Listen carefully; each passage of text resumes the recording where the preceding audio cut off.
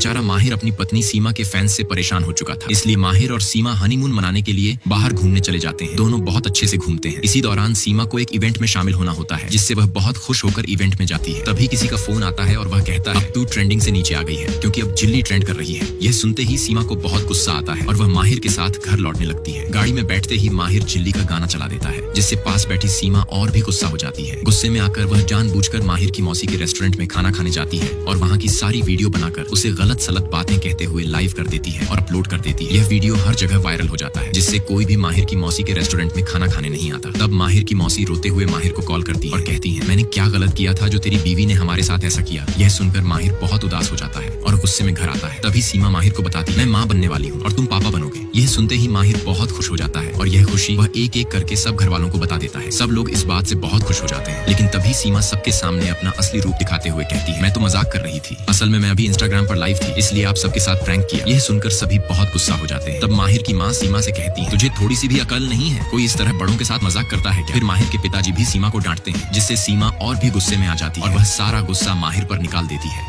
अब सीमा गुस्से में आकर अपने पति माहिर से कहती है तुम्हारे पिताजी ने मुझे छपरी लड़की क्यों कहा? तुम्हें पता है ना कि मेरे कितने फैन हैं? इस पर माहिर जवाब देता है हाँ हैं, तो तू क्या कर लेगी? पहले तूने मेरी मौसी की दुकान को बदनाम किया और अब घर वालों के साथ खिलवाड़ कर रही है। तेरे जैसी लड़कियों को छपरी न कहें तो और क्या कहें? तभी सीमा गुस्से में कहती है मैं अपनी चैनल पर जैसा भी वीडियो डालूं तुमसे मतलब क्या? माहिर अपनी पत्नी की यह बात सुनकर बहुत गुस्से में आ जाता है और फिर मौसी की दुकान के पास सभी लोगों को इकट्ठा करके कहता है मेरी इस मौसी की दुकान में सालों से लोग खाना खा रहे हैं, आज तक किसी को कोई बीमारी नहीं हुई, न ही कोई शिकायत आई है। इसीलिए मैं खुद एक ब्लॉगर का पति माहिर कह रहा हूँ कि मेरी बीवी एक छपरी है, उसने सिर्फ लाइक्स और व्यूज के लिए इस रेस्टोरेंट का नाम खराब किया। इसलिए जैसे पहले आप लोग इस रेस्टोरेंट पर भरोसा करते थे वैसे ही अब भी करें और यहाँ आकर खाना खाएं। सुबह होते ही जब यह वीडियो सीमा देखती है तो उसके होश उड़ जाते हैं। गुस्से में आकर वह माहिर से उल्टा सीधा बोलने लगती है और कहती है इस वीडियो को तुरंत डिलीट करो। माहिर जवाब देता है ये मेरी मर्जी है, मैं वीडियो डिलीट नहीं करूंगा। तब सीमा कहती है इस वीडियो की वजह से मेरी फैन फॉलोइंग घट जाएगी। यह सुनकर माहिर को और ज्यादा गुस्सा आ जाता है और वह गुस्से में आकर सीमा के यूट्यूब का गोल्ड प्ले बटन तोड़ देता है और कहता है तेरे जैसी छपरी लड़कियों की वजह से कई परिवारों की जिंदगी बर्बाद हो जाती है। अब रात होते ही सीमा गुस्से में शराब पीने लगती है और फिर अपने दोस्तों के साथ मिलकर एक घटिया योजना बनाती है ताकि वह एक बार फिर से माहिर की मौसी के रेस्टोरेंट को बदनाम कर सके और उसे हमेशा के लिए बंद करवा सके। अगले ही दिन एक कॉलेज की छात्रा शिल्पा नाम की लड़की की तबीयत बहुत खराब हो जाती है और उसे अस्पताल में भर्ती कराया जाता है। तभी हर जगह यह खबर फैल जाती है कि शिल्पा ने माहिर की मौसी के रेस्टोरेंट से खाना खाया था, जिससे उसे फूड पॉइजनिंग हो गई। इस खबर के फैलते ही न्यूज चैनल वाले और फूड विभाग के अधिकारी रेस्टोरेंट पर पहुंचते हैं और उसे बंद करवा देते हैं। इधर माहिर की पत्नी सीमा इस मौके का फायदा उठाकर एक न्यूज चैनल पर लाइव आती है और खुद को एक सोशल इन्फ्लुएंसर बताते हुए कहती है मैं एक बड़ी ब्लॉगर हूँ और मेरा काम है कि मैं अपने फॉलोअर्स को सही जानकारी दूं, इसलिए मैंने उस दिन उनके स्वास्थ्य को ध्यान में रखते हुए उस रेस्टोरेंट की वीडियो बनाई ताकि आप सभी को सुरक्षित रख सकें। सीमा की यह लंबी चौड़ी बात सुनकर लोग बहुत खुश हो जाते हैं और उसकी खूब तारीफ करने लगते हैं। लेकिन जैसे ही सीमा बाहर निकलती है एक न्यूज रिपोर्टर आकर कहता है शिल्पा की अब मौत हो गई है। यह सुनते ही सीमा घबरा जाती है, क्योंकि असल में शिल्पा की मौत के पीछे सीमा का ही हाथ होता है। दरअसल उस रात सीमा ने अपने दोस्तों के जरिए शिल्पा को जानबूझकर फूड पॉइजनिंग का शिकार बनवाया और अस्पताल पहुंचवाया ताकि यह साबित किया जा सके कि शिल्पा की हालत माहिर की मौसी के रेस्टोरेंट का खाना खाने के बाद ही बिगड़ी थी।